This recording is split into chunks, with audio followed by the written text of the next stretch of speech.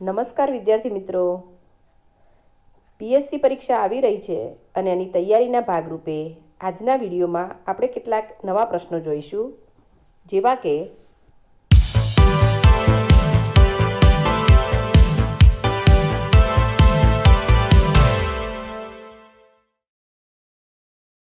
એક, રસોડામાં પૂરી, ભજીયા વગેરેને તળીએ ને કઢાઈમાંથી કાઢવા માટે શાનો ઉપયોગ થાય છે? તાવેતાનો, ઝારાનો, ચમચાનો કે સાણસીનો? તો અહીંયા જવાબ છે ઝારાનો.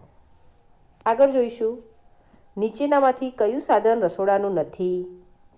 તપેલી, કુકર, ડોલ કે થાળી? તો અહીંયા જવાબ છે ડોલ. આગળ, સૂર્યની ગરમીથી રસોઈ બનાવવા માટે કયું સાધન ઉપયોગી છે? પ્રેશર કુકર, ચૂલો, ગેસની સગડી કે સૂર્ય કુકર? તો અહીંયા આપણો જવાબ છે સૂર્ય કુકર. આગળ જોઈશું, નીચેનામાંથી કઈ વસ્તુ કાચી ખાઈ શકાય છે? બટાકા, ટીંડોળા, કાકડી કે કારેલા? અહીંયા જવાબ છે કાકડી.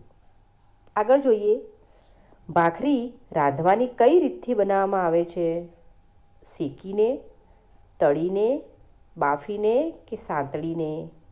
તો જવાબ છે આપણો શેકીને. આગળ જોઈશું, વરાળમાં બાફીને બનાવાતો ખોરાક કયો છે? રોટલી, ખમણ, પૂરી કે ભાખરી? તો અહીંયા આપણો જવાબ છે ખમણ.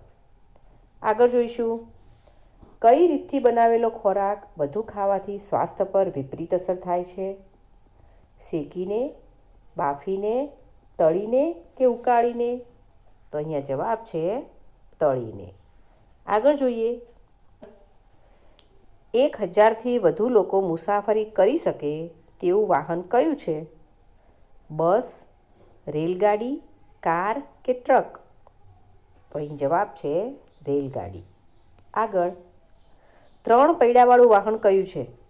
સાયકલ, સ્કૂટર, રિક્ષા કે કાર? તો અહીં જવાબ છે રિક્ષા. આગળ, હવાઈ મુસાફરી કરવા માટે કયું વાહન વપરાય છે?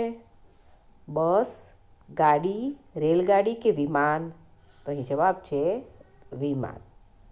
આગળ જોઈએ, પહાડી રસ્તાઓ પર સવારી કરવા કયા પ્રાણીનો ઉપયોગ થાય છે? ઘોડો, ઊંટ, પાડો કે બળદ? અહીં જવાબ છે આપણો ઘોડો. આગળ જોઈએ, બાળકો શાળામાં જવા માટે કયા 2 પૈડાવાળા વાહનનો ઉપયોગ કરે છે? સ્કૂટર, સાયકલ, પેડલ રિક્ષા કે બળદગાડું? તો અહીં જવાબ છે સાયકલ. આગળ, ખેતી કરવા માટે ઉપયોગી સાધન કયું છે? કાર, ટ્રક, ટ્રેક્ટર કે ટેમ્પો? તો અહીંયા આપણો જવાબ છે ટ્રેક્ટર. આગળ જોઈએ, તમારે ઘર બનાવવું છે તો કયા કારીગરને પ્રથમ બોલાવશો? મોચી, કુંભાર, કડિયો કે સરાણીઓ? તો અહીં જવાબ છે કડિયો. આગળ, તમારા ઘરના નળને રિપેરિંગ કરાવવા માટે તમે કોને બોલાવશો? સુથાર, પ્લમ્બર, દરજી કે મોચી? તો અહીંયા જવાબ છે પ્લમ્બર. આગળ જોઈશું, સ્કૂટર, કાર વગેરે વાહનોના રિપેરિંગ કરાવવા માટે તમે કોની પાસે જશો? કડિયો, મોચી, મિકેનિક કે દુકાનદાર? તો અહીં જવાબ છે આપણો મિકેનિક. આગળ જોઈએ, તમારા જમા રૂપિયામાંથી થોડા પૈસાની જરૂર છે તો તમે ક્યાં જશો? હોસ્પિટલમાં, લાઇબ્રેરીમાં, પોસ્ટ ઓફિસમાં કે બેંકમાં? અહીં આપણો જવાબ છે બેંકમાં. આગળ, સીમાને શાકભાજી લેવા જવાનું છે તો તે કોની પાસે જશે? ફળ વેચનાર પાસે, કાંચીઓ પાસે, દુકાનદાર પાસે કે સુથાર પાસે? તો અહીં જવાબ છે કાંચિયા પાસે. આગળ જોઈએ, સીમાના પિતા દાદી માટે ઊંચા અવાજે શાનું વાંચન કરે છે? વાર્તાનું, કાવ્યનું, સમાચાર પત્રનું કે લેખ સંગ્રહનું? તો અહીંયા આપણો જવાબ રહેશે સમાચાર પત્રનો. આગળ, રવિભાઈ ચાલવા માટે શાનો ઉપયોગ કરે છે? હોકી સ્ટિકનો, સફેદ લાકડીનો, વાંસની લાકડીનો કે વળાંકવાળા દંડાનો? તો અહીં જવાબ છે સફેદ લાકડીનો. આગળ જોઈએ, જે વ્યક્તિઓ જોઈ શકતી નથી તેમના વાંચન માટે કઈ લિપિ વપરાય છે? બ્રાહ્મી લિપિ, હિન્દી લિપિ, લોકલિપિ કે બ્રેલ લિપિ? તો અહીં આપણો જવાબ છે બ્રેલ લિપિ. આગળ, બ્રેલ લિપિ કેટલા ટપકા આધારિત લિપિ છે? 6, 4, 5 કે 3? તો અહીં જવાબ છે 6. આગળ, બ્રેલ લિપિના સર્જક કોણ હતા? જેમ્સ હોટ, ડાર્વિન, બ્રેઇન બ્રેઇસ કે લુઈસ બ્રેઇલ? તો અહીંયા આપણો જવાબ છે લુઈસ બ્રેઇલ. આગળ જોઈશું, નીચેનામાંથી કઈ વસ્તુ વનસ્પતિમાંથી મળે છે? દૂધ, દહીં, પેડા કે હળદર? તો અહીં જવાબ છે હળદર.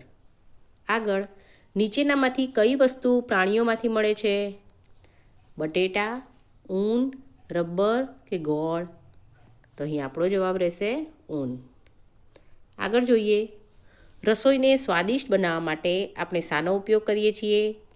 મસાલાનો, મીઠાનો, ગરમ પાણીનો કે તુલસીના પાનનો? તો અહીં જવાબ રહેશે મસાલાનો. આગળ જોઈશું, પગની મચકોડ માટે શું કરવામાં આવે છે?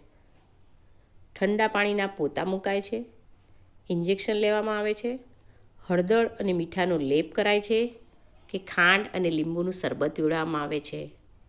અહીં જવાબ છે હળદર અને મીઠાનો લેપ કરાય છે.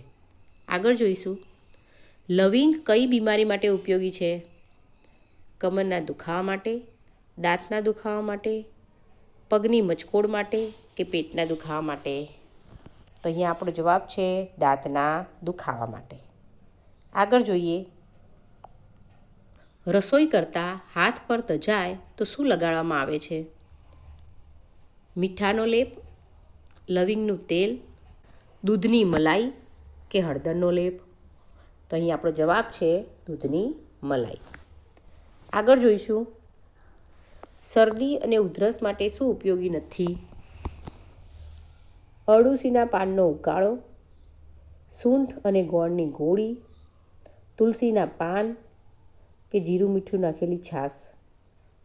તો અહીંયા આપણો જવાબ છે જીરું મીઠું નાખેલી છાશ. બરાબર, એ શરદી અને ઉધરસ માટે ઉપયોગી નથી. તો વિદ્યાર્થી મિત્રો, અહીંયા આપણા આજના પ્રશ્નો પૂરા થાય છે. આગળ કેટલાક નવા પ્રશ્નો આપણે આપણા નેક્સ્ટ વિડીયોમાં જોઈશું. Thank you.